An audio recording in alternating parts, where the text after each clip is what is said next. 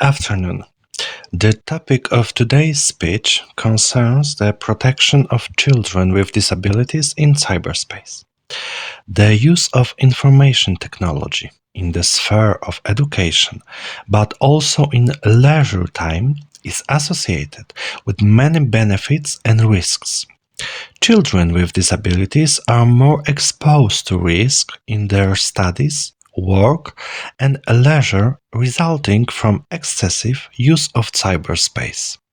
These dangers were mentioned very rarely because these difficulties were minimized due to the specific situation of people with disabilities for whom cyberspace and information technologies coexisting in it can be a basic tool for contact with the world, communication with others, and obtaining education. Often, in such cases, many believed that the risks faced by people with disabilities in this respect were a side effect, even secondary. Attention was diverted from the risk faced by children with disabilities as a result of contact with information and communication technologies, the media, and global cyberspace. Currently, there is an increasing awareness of the threats in cyberspace. International organizations, as well as individual legislators, recognize the need to regulate the virtual world so that it becomes a safe place for its users, in particular children, who by their nature are most susceptible to harmful external factors. As emphasized in the strategy of the Council of Europe, the new technologies are certainly useful tools and have many positive aspects. However, we need to know how to use them correctly without harming ourselves or others. That's why it should be explained to people, both kids and parents, how to use these tools. It is also important to analyze all the dangers of social networks to understand how to avoid them and introduce new rules to make this platform safer. As an information society, we will not run away from cyberspace. Moreover, if we use it well, it can become a platform to help children with disabilities to socialize and acquire new skills, thus preventing them from being excluded from society, as indicated in the CRS in its general comment number 25. If digital inclusion is not achieved, existing inequalities are likely to increase and new ones may arise. Therefore, it is important to create such an environment and such legal regulations that will effectively and efficiently protect children with disabilities from the threats of cyberspace. Poland, as a sovereign state and as a member of the European Union and a subject of international law, have a dual obligation with regards to children with disabilities.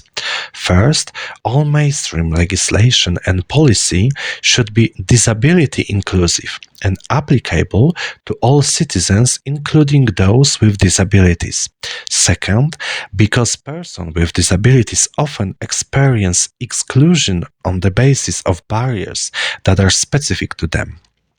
Often called a twin track approach, the aim is to reaffirm that children with disabilities are children first and have the same rights as well all other children, but may need different access and adapt means of participating in order to be able to exercise their rights.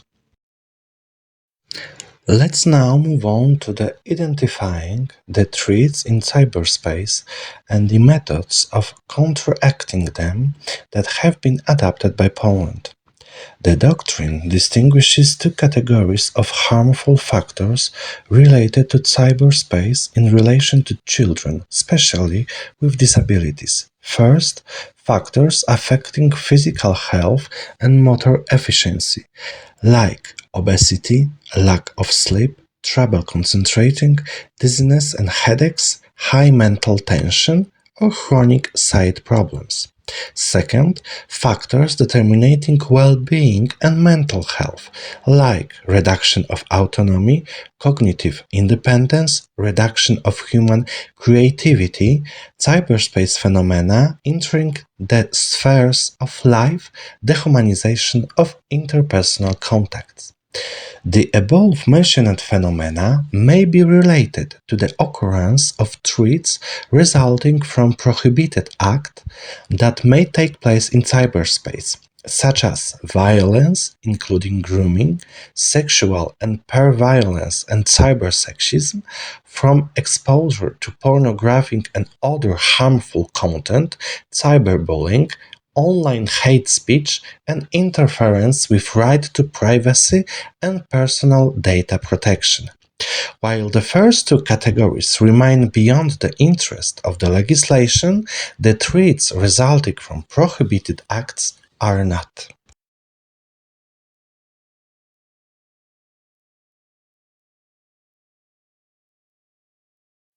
The Polish Penal Code penalizes certain behaviors, including behavior in cyberspace. In the case of hate speech on the internet, it is of fundamental importance in Poland in the area of punishment legislation. They gain Article 119, 256, and 257 of the Penal Code. On their basis, it is forbidden to use violence or unlawful threats, incitement to hatred, and insults due to the nationality, ethnicity, racial affiliation, religion, or not denomination. Their inclusion in the Penal Code constitute, among others, implementation of the requirements set by the International Convention on Civil and Political Rights and the International Convention on the Elimination of Racial Discrimination, to which Poland is party and which contribute to the treaty system of human rights protection within the framework of the United Nations. Despite the fact that Polish regulations contain provisions that are required by the aforementioned treaty, their structure and scope raise a number of doubts. Poland has not fully implemented the legislative changes invoked in the Council Framework Decision on combating certain forms and expressions of racism and xenophobia by means of criminal law. Moreover, Polish law does not provide for some solutions that have been functioning in the other democracies for many years, which would certainly contribute to more effective identification and punishment of hate speech and hate crimes. The above provisions contains one more drawback. They do not penalize hate speech against people with disabilities.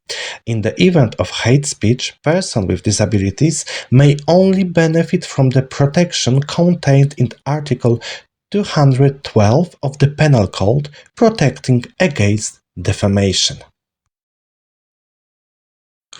Cyberbullying activities include activities of a light form, which is based on text, messages, and emails containing offensive content such as calling, treating, humiliating someone, and a drastic form, which is tormenting through the use of instant messengers, preparation of websites, entries on discussion forums. Another form of cyberbullying is taking photos with mobile phones, recording videos, and sharing them on the internet without the consent of the person being recorded. Another form of cyberbullying is impersonating someone on the internet and using a mobile phone as well as hacking into email and messaging accounts in order to send compromising messages. Depending on the form and type of the occurring phenomenon, cyberbullying may be subject to the provision of the penal code such as punishable threat, persistent harassment, impersonation, forcing to a specific action, violation of sexual intimacy, recording the image of a naked person without their consent, or defamation. The last issue that I would like to point out is related to access to pornography and sexual activities involving children. Currently, both the European Union and the Parliament in Poland are proceeding with the relevant legislation aimed at better protecting children from such threats. The draft regulation, in the assumption of the European Commission, is to create a legal framework for the protection of children in cyberspace. While the idea itself is absolutely right, the member states, including Poland, argue that the project may limit civil rights, including the right to privacy. The project assumes that every action, information, message, every file placed on digital platform will be perceived as a potential threat requiring verification, which would consist in analyzing all content posted on the internet would be decrypted and assessed, including private correspondence between family members and friends, messages sent between employees, and commercial correspondence between entrepreneurs. In the case of the Polish legislation, the same is currently processing an act on the protection of children against inappropriate online content. Reading the project, however, leaves a certain distaste. Firstly, definition of pornography, which may result in the blocking of any type of information that contains an element inappropriate for children, such as work of arts or other artistic expression. In addition, the obligation to verify content has been transferred to the internet providers, who will be obligated to introduce a free, effective, and easy to use mechanism for blocking access to pornographic content. Providers will also have to inform subscribers about the possibility of using such a service. The decision to use it will be made by the user. Obligations regarding limiting access to pornography will also be imposed on entrepreneurs who provide public Wi-Fi networks, cafes, or shopping malls.